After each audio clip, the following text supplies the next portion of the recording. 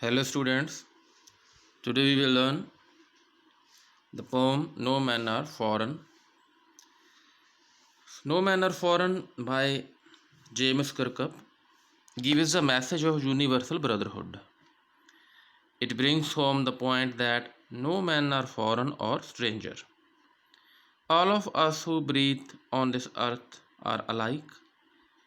Even though we wear different dresses, those who spread hatred against others betray only themselves.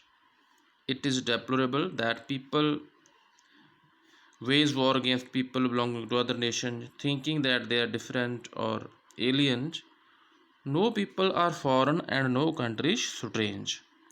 So, this poem talks about the universal brotherhood. So, let us see what is in this poem. Remember, no man are strange, no country is foreign. Beneath all uniforms, a single body breathes. Like ours, the land our brothers walk upon is earth like this in which we all shall lie.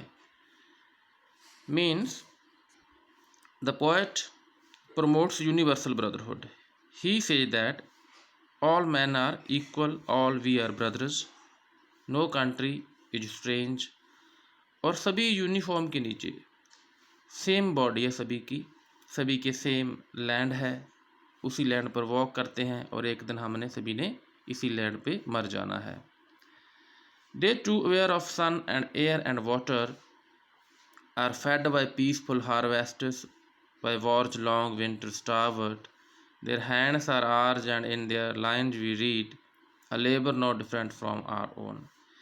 कहते हैं कि उनको भी same सन air water मिलता है जैसे हम use करते हैं नेचुरल रिसोर्सेज को. जैसे नेचर है किसी के साथ कोई पार्शियलिटी नहीं करती, सभी को सेम है. जैसे एक सन है, सन की जो रोशनी सभी को सेम मिलती है.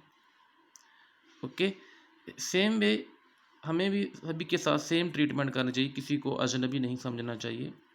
जब शांति होती है, पीस होती है तो सभी इन्जॉय करते हैं, और जब वॉर होती है तो सभी को भूखा मरना पड़ता है.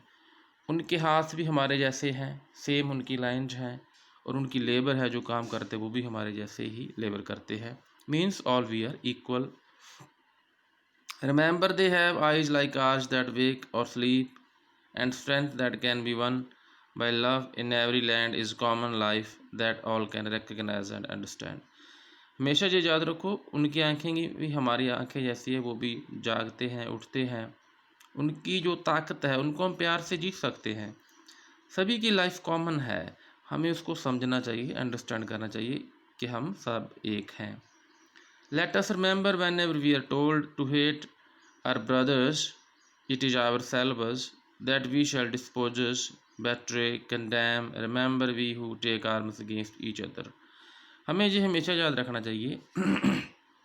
We should remember it that जब भी हमें कोई कहता है कि दूसरों को नफ़रत करो, तो वो नफ़रत, वो धोखा, बैटरे, जब हम किसी की निंदा करते तो हम खुद अपनी करते हैं, क्योंकि हम सारे एक हैं. इसलिए किसी का वैर विरोध नहीं करना चाहिए. जब हम दूसरों के खिलाफ हथियार उठाते हैं तो इट मीन्स हम अपने खिलाफ खुद हथियार उठा रहे हैं, वो भी हमारे सारे अपने हैं. It is the human earth that we defile, our hells of fire and dust outrage the innocence of air that is everywhere our own. Remember no man are foreign and no country strange. Poet कहता है कि जो ये अर्थ है इसको हम गंदा करते हैं अपनी सोच से, कह लो, और जो हमें यहाँ ईविल स्प्रेड करने की कोशिश करते हैं, लोगों को मिसगाइड करते हैं, हमें ये याद रखना चाहिए कि हम सभी एक हैं. ओके, और सभी जगह जो एयर है वो भी एक है. हमें ये जो फ़िज़ा है इसको प्यार वाली होनी चाहिए, जिसमें नफ़रत नहीं फैलानी चाहिए, और हमें इसी को गंदा नहीं करना चाहिए. और we should remember that all we are same. So this poem conveys the message of universal brotherhood. It underlines the fact that the people of different countries have the same physical, mental and emotional experiences. Their fate is the same, they are in no way different. So students, you will write question answer of this poem also, thinking about the poem that you written here. So then you will send me on my WhatsApp number after writing these question answer. I hope you understood this poem. Thank you and have a nice day.